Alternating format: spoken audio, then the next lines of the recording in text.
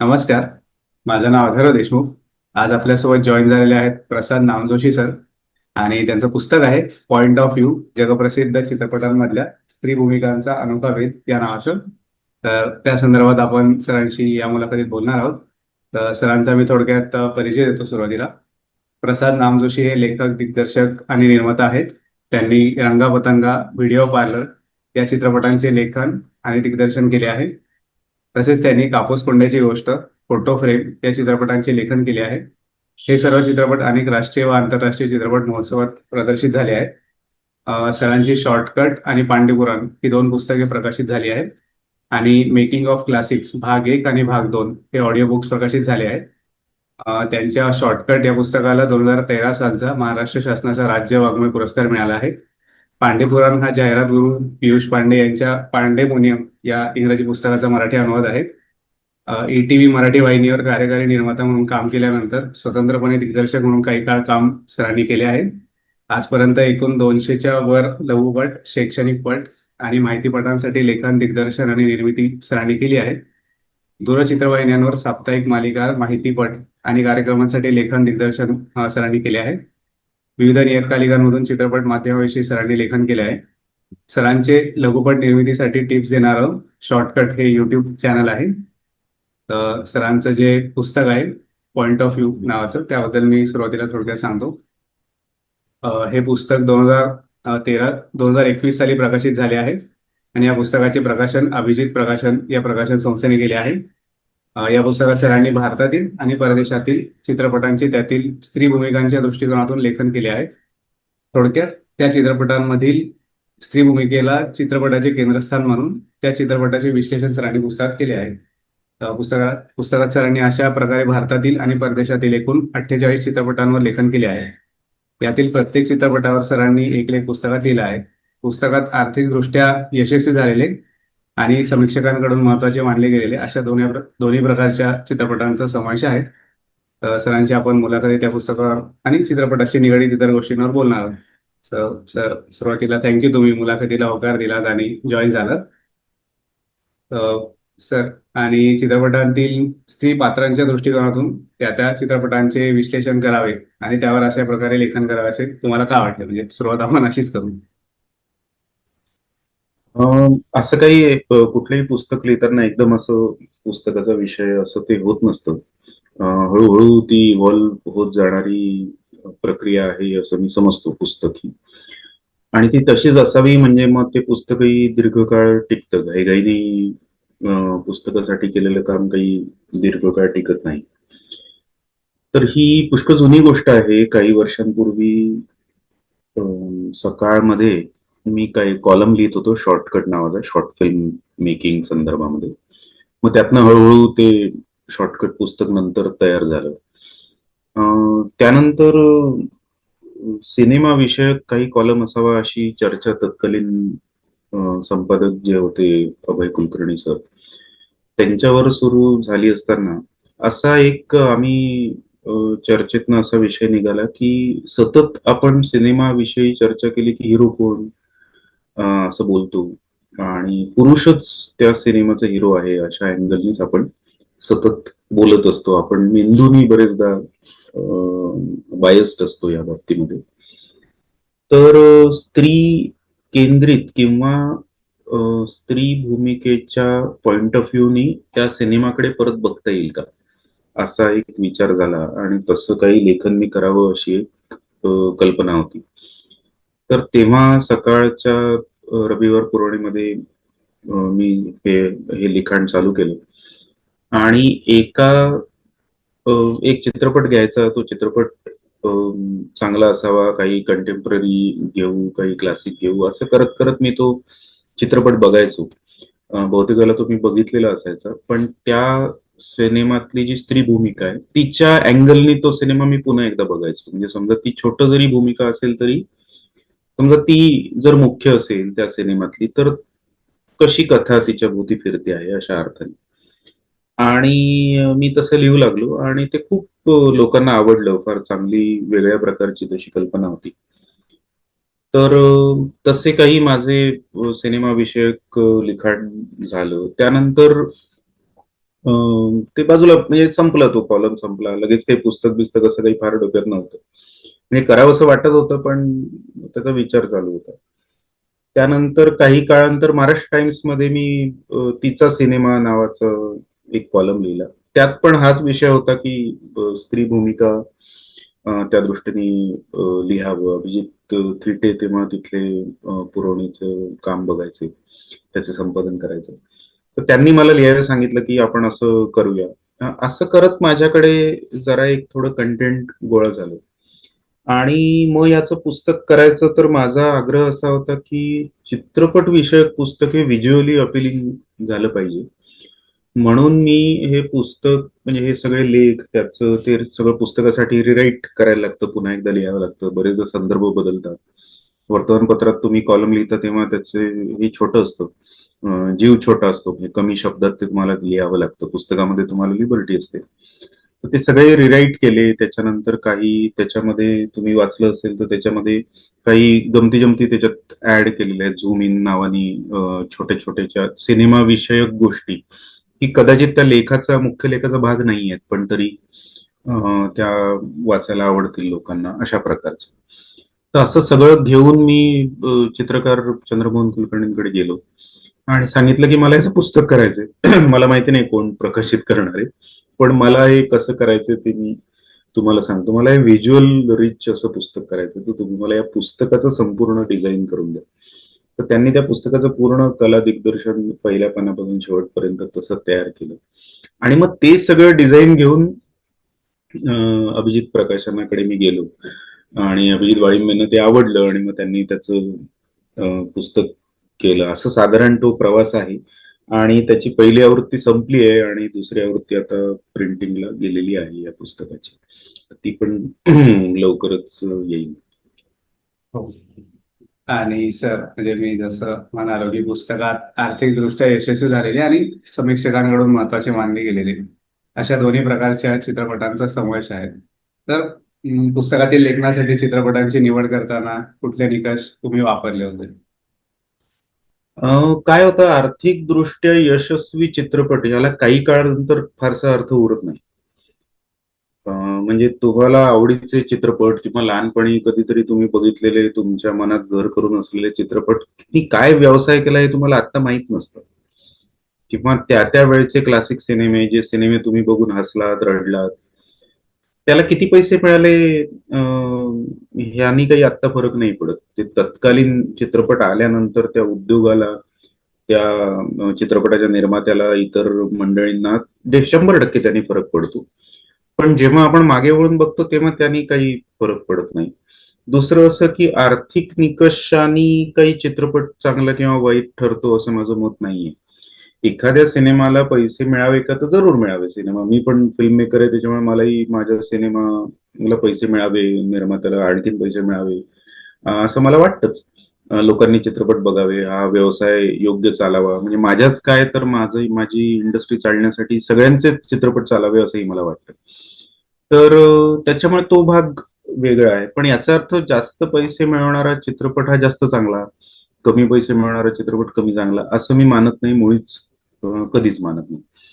त्यामुळे बहुतेक वेळेला माझे आवडते चित्रपट हे त्यातले 10तले 5 चित्रपट हे पैसा न मिळवलेलेही आहेत.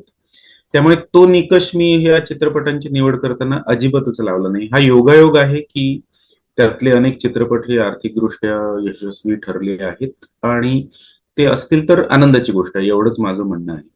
त्यामुळे तो निकष नव्हता. असे कुठले चित्रपट ज्यांनी माझ्या मनावर परिणाम केला, हा त्याचा प्राथमिक निकष मानता येईल. कारण खूप लोकांनी मला, हा हे मी कॉलम लिहायला लागल्यानंतर खूप लोकांनी सजेशन केलं की अरे याच्यावर लिही, त्याच्यावर लिही, त्याच्यावर लिही, तू हा कसा काय मिस केला, तो कसा काय मिस केला. आता हे पुस्तक वाचताना लोकांचं असतं की अरे तू एवढं लिहिलं पण ह्या सिनेमावर तू लिहिलंच नाही वगैरे.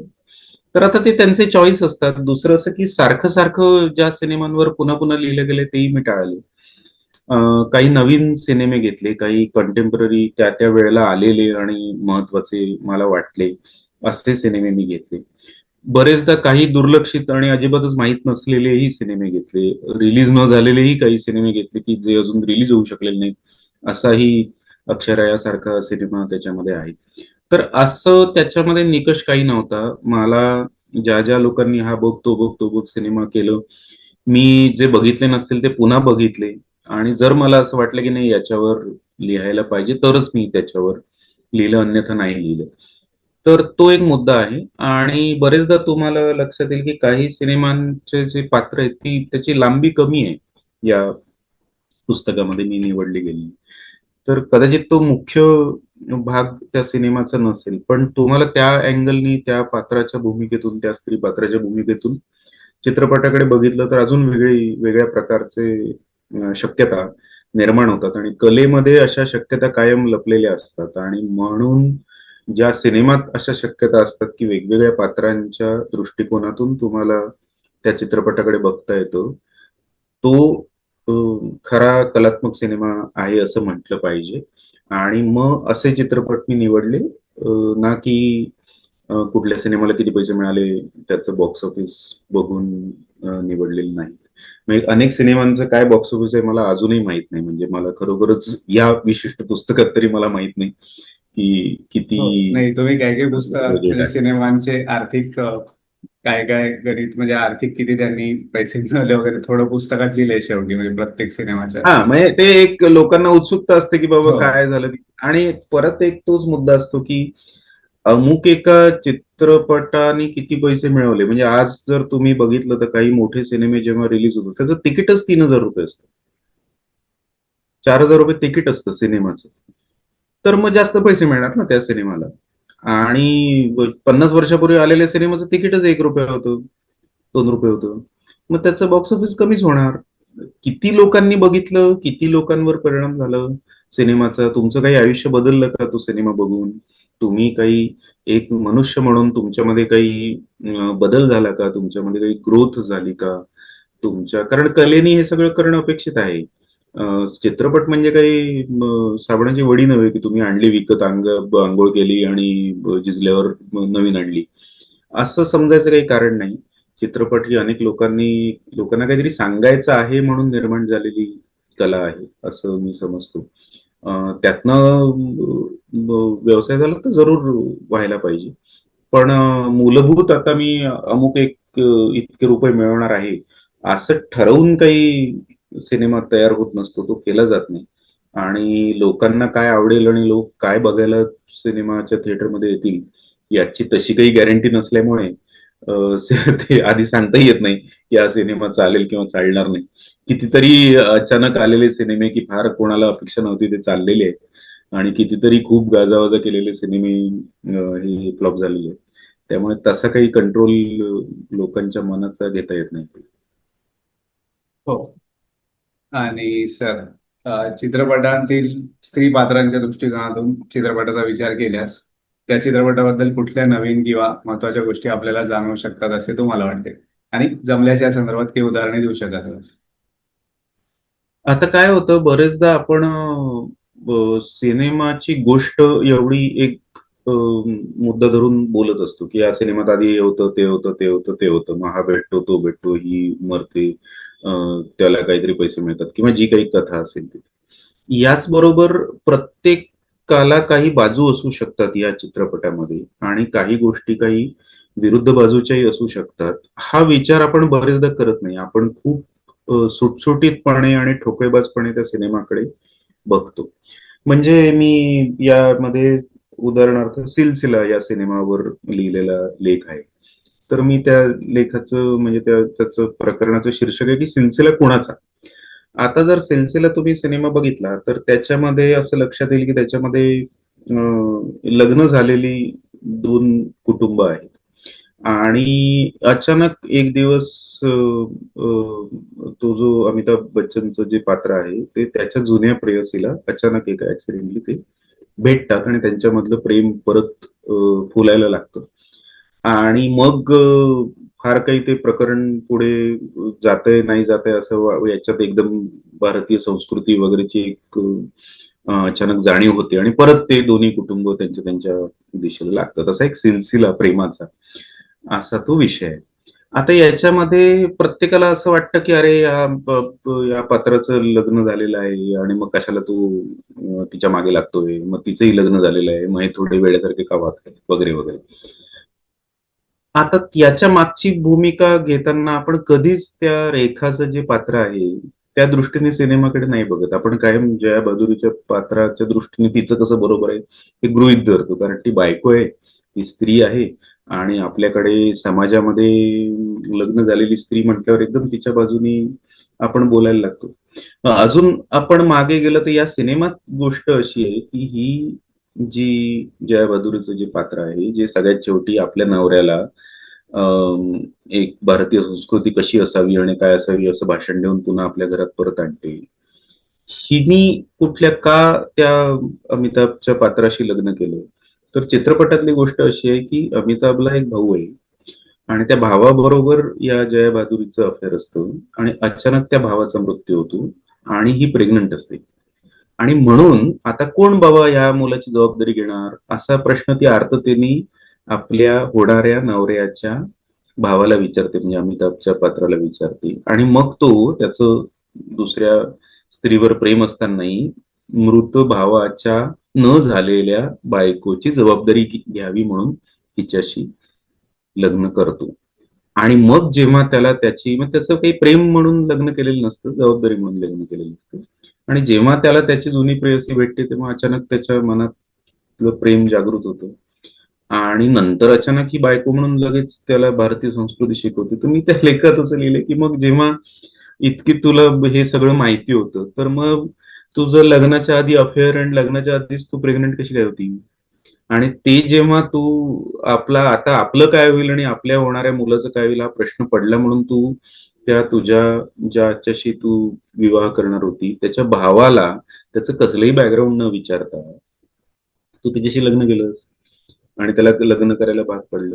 आणि त्याच्यामध्ये त्या पुरुषाचं पात्र काय, त्याचं बिचाराचं आधी पण ज्या स्त्रीवर प्रेम होतं त्याच्यावरच अजूनही प्रेम आहे, फक्त ती त्याला नंतर भेटली.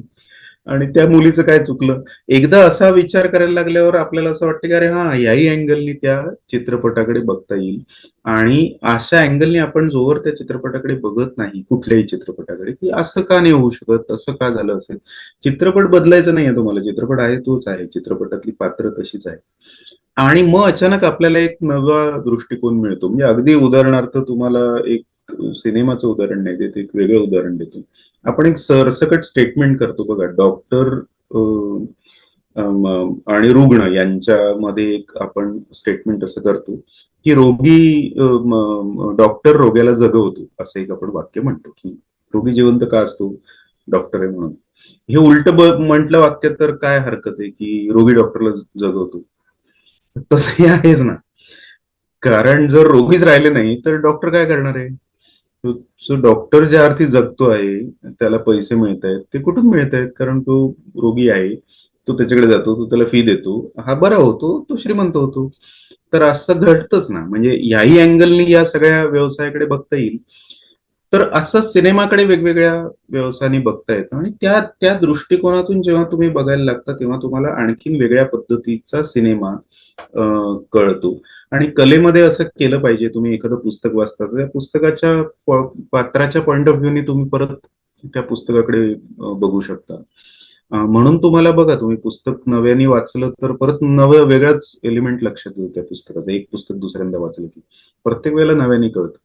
तर तसं सिनेमाचं होऊ शकतं, सिनेमामध्ये सुद्धा नवे नवे काही एलिमेंट असू शकतात. तर अशी ती कल्पना आहे आणि तसं मी प्रयत्न केला आहे. आणि लोकांचं म्हणजे वाचकांचा प्रतिसाद असा आहे की अरे हा, आम्ही असा कधी विचार नव्हता केला, आम्हाला हेच बरोबर वाटत होतं. या अँगलनी त्या सिनेमाकडे बघता येऊ शकतं. तर त्याच्यामुळे कदाचित हे पुस्तक लोकांना अधिक आवडलं असावं. हो. आणि सर, तुम्ही पुस्तकात भारतीय चित्रपटांवर आणि परदेशी चित्रपटांवर लिहिले आहे, तर असे एकदम जनरलाइज करता येणार नाही. तरी परदेशी चित्रपटांमध्ये आणि भारतीय चित्रपटांमध्ये स्त्रियांच्या चित्रणात तुम्हाला मुख्यत्वे काय फरक जाणवतात आणि जमल्यास या संदर्भात काही उदाहरणे देऊ शकाल का? एक तर काय आहे, खूप आधीचा काळ, म्हणजे याच्यामध्ये नुसतं सिनेमा हा नुसता सिनेमा नसतो, त्याच्या मागे काही सामाजिक संदर्भही सिनेमामध्ये बघावे लागतात. कारण शेवटी सिनेमा हा समाजाचा भाग आहे. ज्या समाजामध्ये स्त्री ही प्रगत आहे, स्त्री पुढारलेली आहे, आपसुकच त्या सिनेमामध्ये तसं वर्णन येतं. ज्या सिनेमामध्ये स्त्री इतकी पुढारलेली नाही, त्याचं तसं वर्णन त्या सिनेमात येतं. तर असं होतं. म्हणजे मी त्याच्यामध्ये इराणी सिनेमातही लिहिलेलं आहे. तिथे तर तुम्ही इराणी सिनेमे बघितले तर अनेक निर्बंध आहेत त्यांच्यावर चित्रपट करण्यासाठी. स्त्रीचं प्रोजेक्शन पडद्यावर करण्याच्या दृष्टीने निर्बंध आहेत. त्यामुळे त्या त्या समाजाचं प्रतिबिंब त्या त्या याच्यात पडलेलं असतं आणि ते तसं पडावंही, म्हणजे ते नैसर्गिक आहे.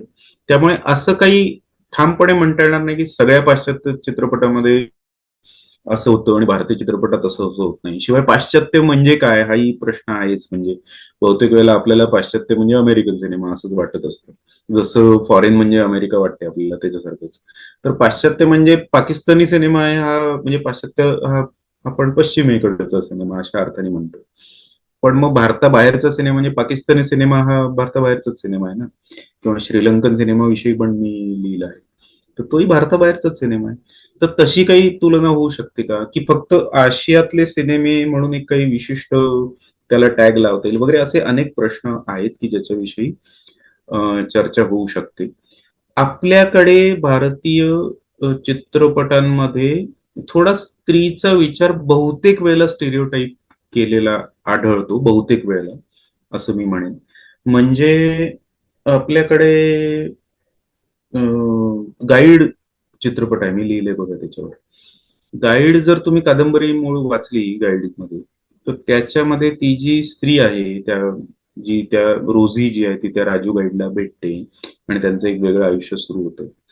आणि त्या रोझीचा जो नवरा आहे, तर त्यालाही काही माहिती नसतं. तो त्या गुहांमधले चित्र आणि शिल्प आणि हे पुरातत्व संशोधक आहे तो. तर तो रमलेला असतो आणि मग रोझीला काही तिच्या नृत्याची याची त्याची आवड जपता येत नाही. मग तिला तो राजू गाईड मिळतो. असा तो तो साधारण त्याचा प्लॉट आहे. तर तो भारतात सिनेमा चित्रित झाल्यामुळे रोझी जी आहे ती स्वतःचा विचार करणारी आणि स्वतःच्या करिअरसाठी किंवा स्वतःच्या नृत्यासाठी, स्वतःच्या आवडीसाठी आपल्या नवऱ्याला सोडून राजू गाईडच्या बरोबर जाते. हे भारतीय ऑडियन्सला सांगायचं कसं, असा प्रश्न कदाचित त्यावेळेच्या निर्मात्या, दिग्दर्शकांना, लेखकांना पडला असेल. म्हणून त्यांनी या सिनेमामध्ये जे मूळ कादंबरीत नाही आहे, तर तो जो मार्को आहे रोजीचा नवरा, हा बाहेरख्याली, हा त्या बायकोकडे दुर्लक्ष करणारा वगैरे वगैरे असा थोडा खलनायक रंगवला. तर रोझीचा जो नवरा आहे मार्को, त्याला व्हिलन दाखवल्याशिवाय रोझीचं स्वतंत्र विचार करणं हे आपल्या प्रेक्षकांना रुचणार नाही, असं कदाचित वाटलं असेल. आता हा प्रेक्षकांच्या प्रगल्भतेचा प्रश्न आहे ना. आपल्या समाजामध्ये असं समजा मी म्हंटल की एक स्त्री आहे, तिला नाही तिचा नवरा आवडत. तो नवरा छान आहे तो, पण तिला नाही आवडत, म्हणून तिने सोडलं नवऱ्याला. तर काय हरकत आहे असं असायला? आपल्याला सहन नाही होत अशा गोष्टी. आपल्याला असं वाटतं एवढं काय त्याच्यामध्ये, चांगलं तर आहे तो. अरे असेल चांगलं ना. जसे दोन मित्र, दोन चांगली माणसं एकमेकांचे मित्र नाही होऊ शकत ना. ते चांगले असतात दोघेही जण, पण त्यांनी मित्रच व्हायला पाहिजे आणि एकत्र रोज भेटायला पाहिजे अशी काही जबाबदारी नाहीये.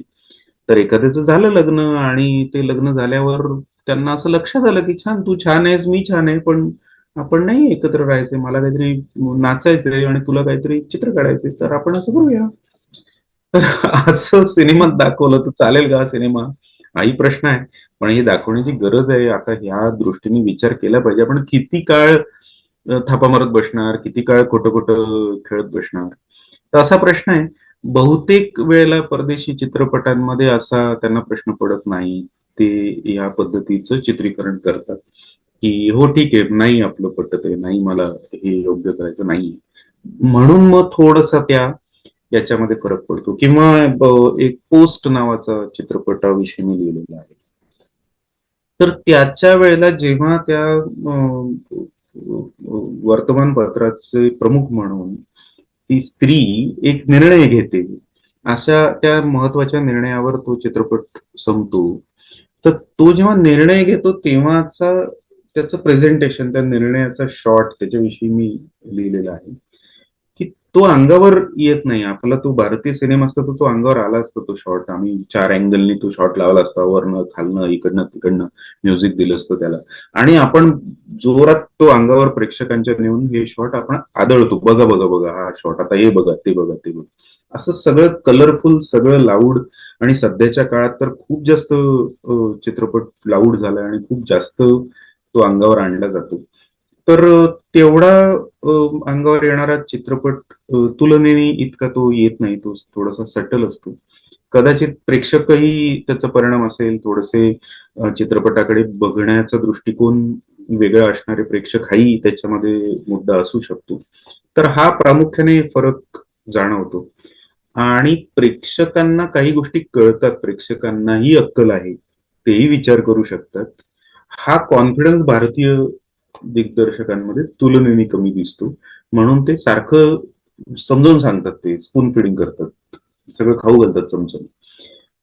बहुतेक चांगले चित्रपट ज्याला म्हणता येईल ते असे चित्रपट असतात की जेव्हा हे स्पून फिडिंग केलं जात नाही. हे जेव्हा तुम्हाला हे सांगितलं जात नाही की आता हे बघा आणि याचा हा हा अर्थ आहे, तो अर्थ प्रेक्षकांनी काढायचा असतो. आणि तशी प्रेक्षकांना तो अर्थ काढता यावा अशी मांडणी चित्रपटाची असते. तर तसे चित्रपट तुलनेने अधिक होतात. आमच्याकडे नंबर खूप आहे सिनेमांचा, खूप जास्त सिनेमे होतात, पण फार क्वचित सिनेमांविषयी असं म्हणता येतं किंवा अशा पद्धतीची सिनेमाची मांडणी केली जाते. एक केलेली मांडणी केलेल्या एखाद्या चित्रपटाचं उदाहरण मी त्याच्यात देवडी सिनेमाविषयी लिहिलं. तो देवदासचा रिमेक आहे नवीन जनरेशनचा, पण तो वेगळा आहे आणि वेगळ्या पद्धतीने तो केला आहे. तर अशी मांडणी व्हायला पाहिजे. म्हणजे जोपर्यंत आपल्याकडे होणार नाही तोपर्यंत सिनेमा म्हणून आपण खरंच प्रगल्भ झालो आहे का, असा प्रश्न विचारता येण्यासारखा आहे. पैसे मिळवत असू आपण, कारण आपल्याकडे लोक खूप आहेत. म्हणजे 150 कोटी लोक आहेत आपल्याकडे. म्हणजे 10% लोकांनी 1 रुपया खर्च केला सिनेमासाठी तरी खूप पैसे होतात आपल्याकडे. त्याच्यामुळे तसा काही विषय नाहीये. पण ते होतील, यशस्वी होत राहतील सिनेमे बॉक्स ऑफिसवर आर्थिकदृष्ट्या. पण अशा प्रकारे प्रगल्भ ऑडियन्स निर्माण करणं आणि मग त्या प्रगल्भ ऑडियन्सनी एक चांगल्या सिनेमाला अप्रिशिएट करणं, हे सायकल अधिक चांगल्या पद्धतीने सुरू व्हायला पाहिजे. आणि मग अशा पुस्तकांच्या दृष्टीने त्याला थोडाफार हातभार लागला तर तो मला हवा आहे. म्हणजे मला त्यांनी आनंद होईल. फार काही जग आपण बदलू शकत नाही, पण थोडस 4 लोकांना का होईना आपण काहीतरी वेगळा दृष्टिकोन सांगू शकतो. असं जेव्हा फीडबॅक येतो त्यांचा दृष्टिकोन बदलल्याचं, तेव्हा जरा बरं वाटतं की काहीतरी चला बाबा आपल्याकडनं आपण थोडासा प्रयत्न केला आहे.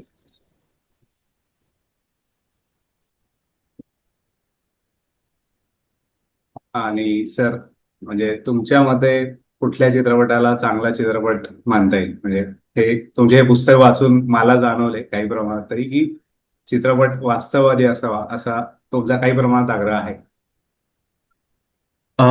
खरं सांगायचं तर वास्तववादी चित्रपट म्हणजे काय, हा एक वेगळा प्रश्न असतो. चित्रपट हे एखाद्या कथेचं, आपल्याला आवडलेल्या गोष्टीचं हे एका वेगळ्या माध्यमात केलेलं रूपांतर आहे. त्यामुळे वास्तववादी चित्रपट मुळात चित्रपटात ही कृत्रिमच कला आहे. म्हणजे एखाद्या ज्या चित्रपटाला आपण वास्तववादी चित्रपट म्हणतो त्या चित्रपटातही बॅकग्राऊंड म्युझिक ऐकू येतं ना. म्हणजे मला दुःख झालं तर म्युझिक ऐकू येतं. आत्ता मला दुःख झालं तर काही ऐकू येणार नाही तुम्हाला, किंवा मला आनंद झाला तर काहीतरी 17 वाजते वगैरे वगैरे. म्हणजे ज्या सिनेमांना आपण वास्तववादी म्हणतो त्याही सिनेमांमध्ये असं होतं. चित्रपटामध्ये वेगवेगळ्या अँगलने तुम्हाला शॉट दिसतात. म्हणजे आता मला जसा तुम्हाला क्लोजअप दिसतो आहे तसा क्लोजअप दिसतो, लॉंग शॉट दिसतो. म्हणजे वेगवेगळ्या अँगलनी तुम्हाला ती गोष्ट दाखवली जाते. वास्तववादी जीवनामध्ये आपल्याला वेगवेगळ्या अँगलनी गोष्ट दिसत नाही. आपण जिथे बसलेलो असतो त्या तिथूनच आपल्याला सगळं जग दिसतं. त्यामुळे तशा अर्थाने चित्रपट ही एक कृत्रिमतेवर आधारितच कला आहे. फक्त वास्तववादी त्यातलं काय पाहिजे, तर त्यातलं जे लॉजिक आहे ते खरं पाहिजे, तर तो चित्रपट चांगला होतो. म्हणजे एखादा चित्रपटामध्ये सांगितलेली गोष्ट असते की हा एक मुलगा आहे, ही एक मुलगी आहे, हा असा वागतो, ही अशी वागते, आणि मग पुढे काहीतरी त्यांच्या आयुष्यात घटना घडतात, अशी साधारण समजा कथा असेल.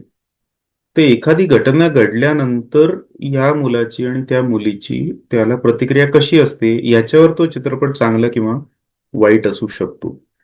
कारण चांगल्या चित्रपटामध्ये ती प्रतिक्रिया सुद्धा त्या लॉजिकनी घडत असते. एकाच गोष्टीला वेगवेगळ्या प्रकारचे लोक हे वेगवेगळ्या पद्धतीने रिॲक्ट होत असतात.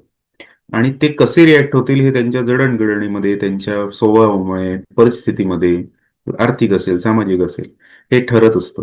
हे चित्रपटामध्ये सांगितलं जातं की हा मुलगा असा आहे, त्याची आर्थिक परिस्थिती अशी आहे, तो असा दिसतो, त्याची ही सामाजिक परिस्थिती आहे.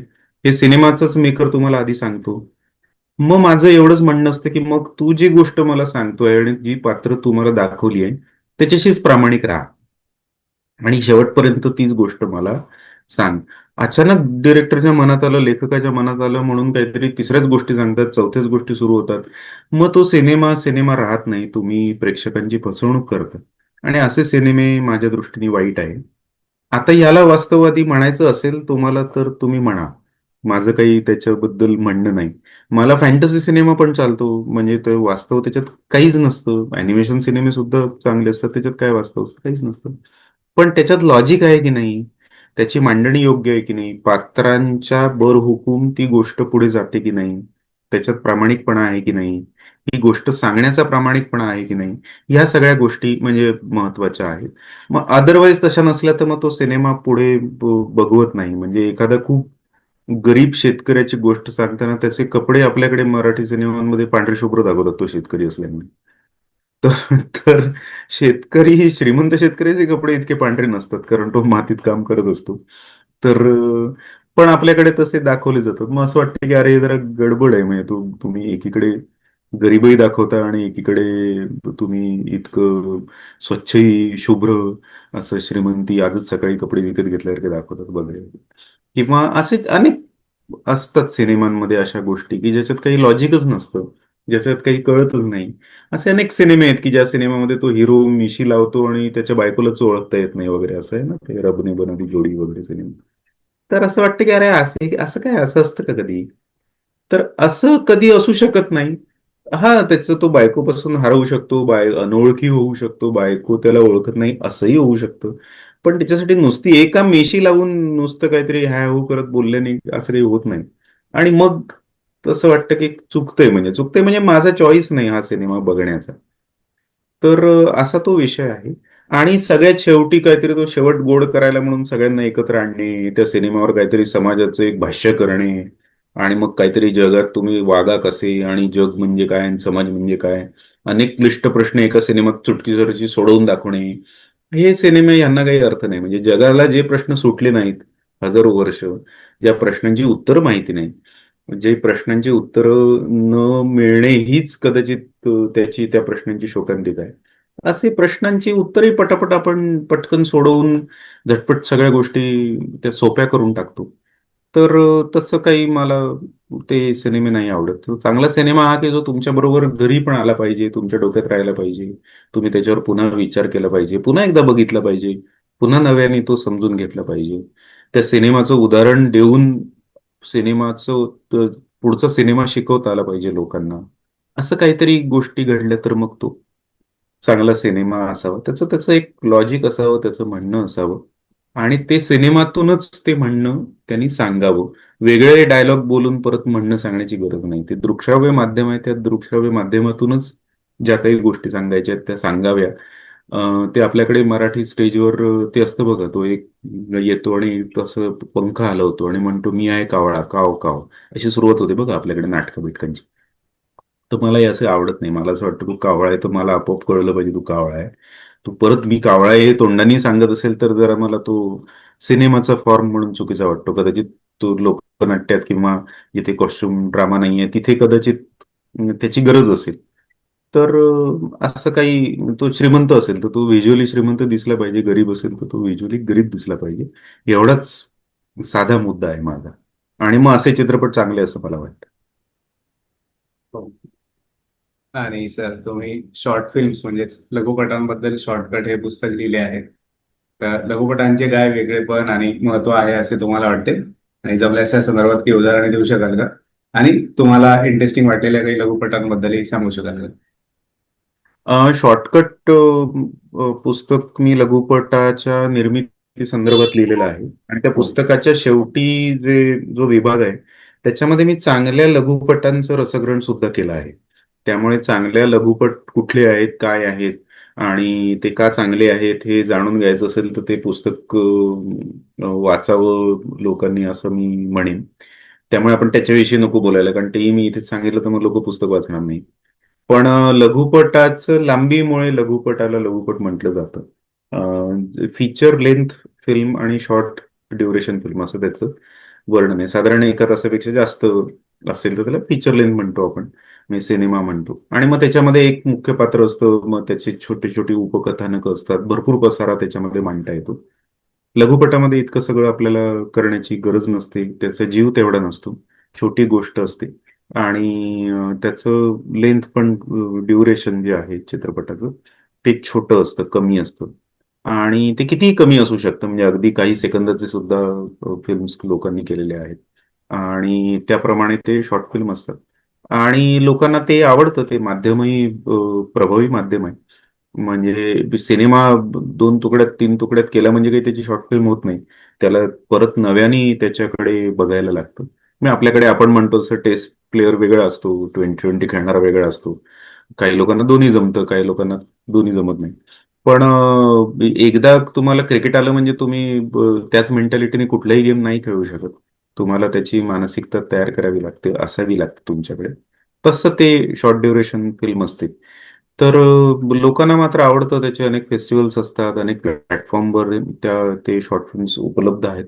आणि अगदी अक्षरशः हजारो शॉर्ट फिल्म्स आहेत. तर मला असं वाटतं की शॉर्ट फिल्म विषयक शॉर्टकट एक पुस्तक जरूर तुम्ही वाचा. आणि तुम्हाला अगदी तुम्ही गुगल करा चांगल्या शॉर्ट फिल्म, आणि तुम्हाला हजारो शॉर्ट फिल्म मोफत बघायला उपलब्ध आहे. माझेही शॉर्ट फिल्म मी शॉर्टकट चॅनल ज्याचा तुम्ही उल्लेख केला हो. त्याच्यावर ठेवलेले आहेत, त्याही तुम्हाला बघता येतील. आणि अनेक बघता येतील, आणि त्यातनं तुम्ही तुमची श्रेष्ठ शॉर्ट फिल्म निवडावी असं मी सगळ्यांना आवाहन करीन. कोणीतरी म्हणतंय म्हणून त्याला चांगलं म्हणण्यापेक्षा आपणच आपलं ठरवून चांगल्या वाईटाची निवड आपण करू शकतो, आणि तसा प्रेक्षक हळूहळू आपल्याकडे तयार व्हायला हवा आहे. हो. आणि सर, तुम्ही अनेक चित्रपटांचे दिग्दर्शन केले आहे, तर तुमच्या दिग्दर्शनाच्या अनुभवाबद्दल थोडक्यात सांगू शकाल का? आणि चित्रपटासाठी दिग्दर्शकाचे काय महत्व असते असे तुम्हाला वाटते? दिग्दर्शक महत्वाचाच असतो, कारण दिग्दर्शक सगळं ठरवत असतो. सिनेमाच्या पटकथेच्या निवडीपासून ते अगदी शेवटपर्यंत, तो सिनेमा रिलीज करेपर्यंत दिग्दर्शकाचंच हे माध्यम आहे.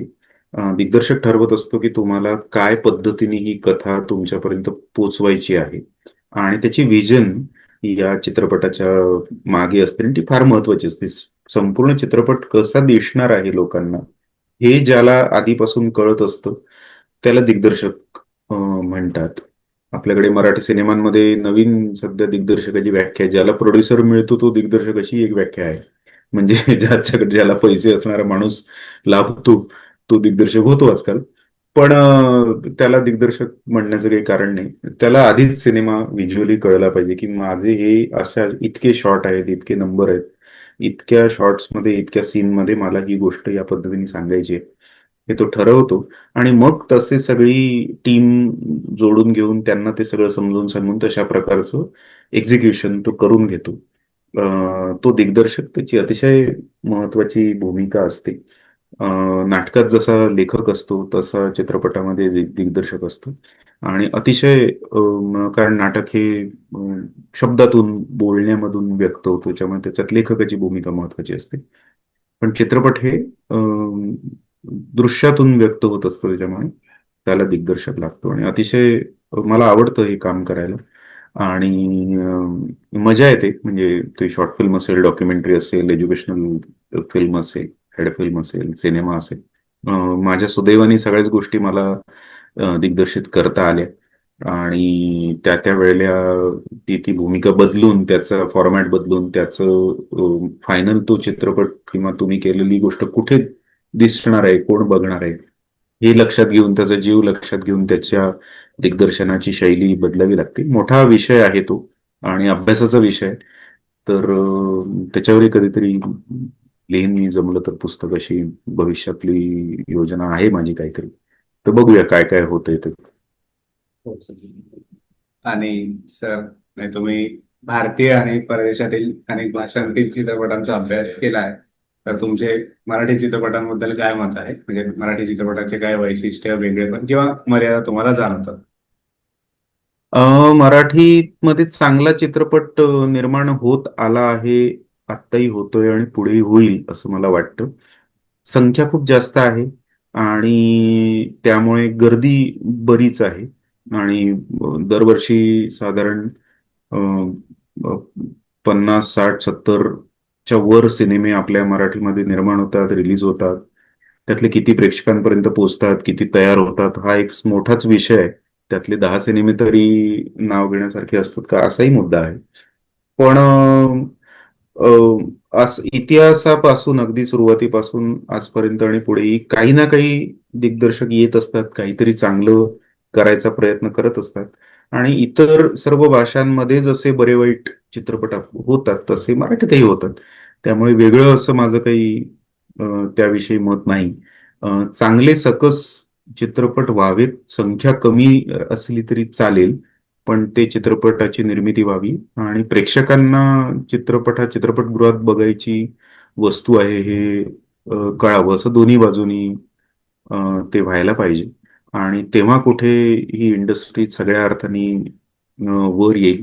एखादा सिनेमा काही कोटी रुपये मिळवतो, दुसरा एक सिनेमा आणखीन काही कोटी रुपये मिळवतो म्हणून काही खूप भव्य दिव्य सगळं छान चाललेलं आहे असं मी समजत नाही. तर जास्त संख्येने दर्जेदार चित्रपट निर्माण व्हायला पाहिजे, किंवा महिन्यातनं एक जरी चांगला चित्रपट झाला तरी वर्षाला 12 उत्तम चित्रपट, की जगातल्या कुठल्याही भाषेतल्या कुठल्याही माणसाने तो बघितला सिनेमा, तरी भाषा कळली नाही तरी त्याला सिनेमा कळला पाहिजे. असा जर सिनेमा आपण करू शकलो तर खरंच अधिक चांगले दिवस मराठी सिनेमाला येतील असं म्हणता येईल. सर, थँक्यू, तुम्ही मुलाखत दिली. आणि मला वाटतं मुलाखत खूप चांगली झाली आहे. सरांचं जे पुस्तक आहे, पॉइंट ऑफ व्ह्यू नावाचं, ते पुस्तक विकत घेण्याची लिंक मी या व्हिडिओच्या डिस्क्रिप्शन मध्ये देत आहे. ज्यांना इंटरेस्ट असेल ते चेक करू शकता. Thank you, sir. धन्यवाद.